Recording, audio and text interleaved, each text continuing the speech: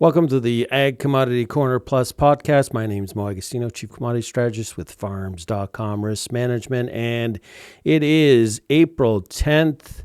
This is week number 53, and our title today is the U.S Iran War 12-hour ceasefire, plus the April crop report dud. Now let's get right into it. And here's our weekly summary chart. Lots of yellow here.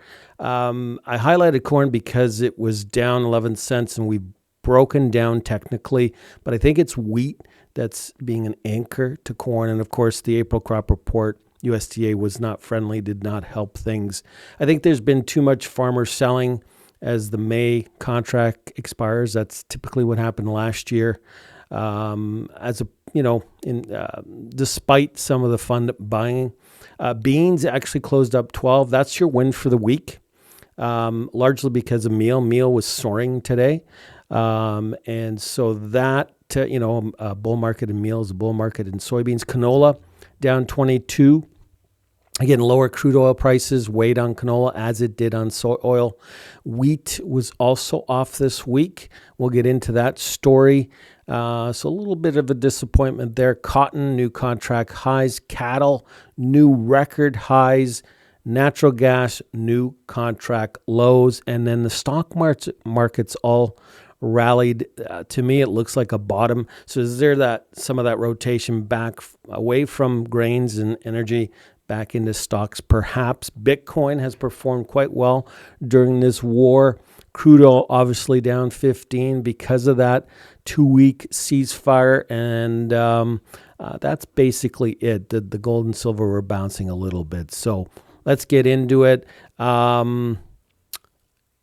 This Strait of Hormuz is really the key to this Iranian war. It is still closed, even though it was supposed to be reopened as part of a 10-point or 15-point peace plan. I know Trump suggests that there was regime change, but there's been none. The Islamic Republic is still in charge. I don't know how you fix this after 4,000 years of fighting, but we had a question about natural gas. Why is natural gas not spiking like crude? This is the reason why. 426 oil tankers are stuck. That's a lot of crude oil, 172 million as opposed to 34 LNG tankers. So that's the difference between natural gas and crude oil futures. This is the daily chart of crude oil. We're not out of the woods. I mean, we'll see what happens here as they start negotiating on Saturday. I've said for some time that you need to include Lebanon and Israel as part of the negotiation ceasefire talks. Otherwise, I don't think this ends anytime soon. So could crude approach that 128, 130? Perhaps, but once you start breaking 84, I think that's when you start to see crude come down. But remember, this is the nearby contract. As you go out to September, it's $78. So the front months are trying to ration demand. And the longer this goes, the worse it gets for those front end crude oil prices. U.S. dollar, this is the S&P 500, is up 8% since the start of April. And I think that the investors are becoming numb to this war. They're hoping that perhaps we could come to an end with this war, and so they're sort of buying back. A lot of the tech stocks, in some cases, are up 35% from those lows just a week ago. This war has created some safe haven demand in the U.S. Dollar index, the global reserve currencies, but we've really traded 96 to par for some time now. So maybe we've hit short-term top at 100. We'll see if it trades lower here. April USDA crop report was a dud, non-market moving, non-event, whatever you want to call it, just a total disappointment. The USDA lowered soybean exports down to the current pace at minus 18% versus last year, offset it with higher crush, which made sense. But if you're going to lower soybean exports, because maybe China is not going to be buying soybeans, we'll see with that mid-May meeting, why didn't you adjust corn exports higher? You're too low by 415 million. Farmers are struggling. Margins are tight.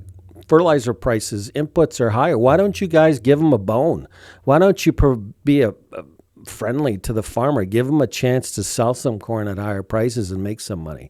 Makes no sense. Again, because of Elon Musk, Doge, Trump, 50% of the USDA has been cut, lack of staff. There's no forward thinking here. They're just statisticians. They're just reporting the data. So I wouldn't expect the USDA to help farmers for anytime soon, to be honest with you. Global numbers, wheat was higher, but a lot of that supply is not exportable, but it did weigh on wheat futures. This is Kansas City, I've got the wrong chart up on here, but Kansas City futures have come down, and I think it's overdone. I thought the market was understanding the damage done in the southern plains and the central plains, but I think it's going to take some more time. Let me just go back to that chart there. So a bull market in meal is a bull market in soybeans, and you can see meal has been spiking. I think part of the reason was USDA upping the soybean crush number yesterday. And if you break this short-term top here at 335, the next level's in that 360, 365, which would be the 2024 high. And that's going to support higher soybean futures. Again, this is a win for this week. Instead of falling apart, beans have actually traded higher. There's a key level, key pivot point around this 1170, low 1170s. You need to hold above that weekly, which we did. So we'll see what happens going into next week. Here's your winter wheat conditions. One of the lowest starts in a long time, 35%, good to excellent, just slightly above 22. And if you go back to 22, I forgot to include the chart. Kansas City actually rose about 31% from the same period, end of March to about middle of May. I think we could have a similar pattern. Here's the Kansas City chart. I just got it in the wrong order. But you can see that bullish channel. We've corrected some of that rally. Nothing goes up in a straight line, but I got to think that we get one more chance at higher highs over the next 30 to 60 days. This week, our members, we're getting the pre and post report game plan. We also have our usual monthly USDA live webinar. And this is Texas, southern Texas. The wheat's just in trouble. It's a foot low, maybe a foot tall, and it's just starving for rain. And Texas planted 5.6 million acres of winter wheat out of the total 32.4. Maybe 5 to 10% of it gets planted. Half of it is in poor condition. In a worst case scenario, you could be talking as much as 158 million bushels of wheat that will not get harvested. And I'm not even including areas in Kansas and Oklahoma that are also in trouble. So I still think this wheat market has some more legs to go moving forward. You can see here on the chart that you got two areas that remain very dry in the southeast, and then, western United States, California, southern plains, central plains. And this is still a problem, an ongoing problem. So again, these areas are going to, the red here,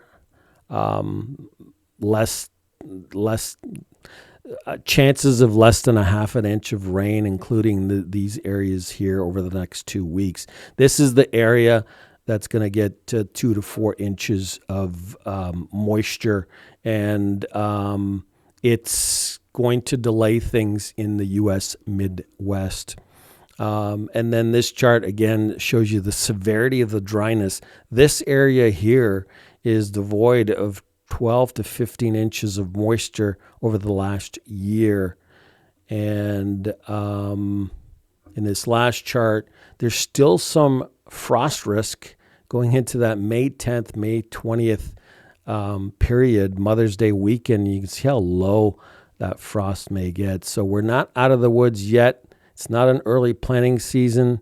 It's not ideal either. So we'll see how the market reacts. But at some point, I think the funds will have to add a weather risk premium because of what's going on now. Things can change very quickly, and they can get the stuff planted within days and weeks. But here's cattle, new all-time record highs despite all the noise.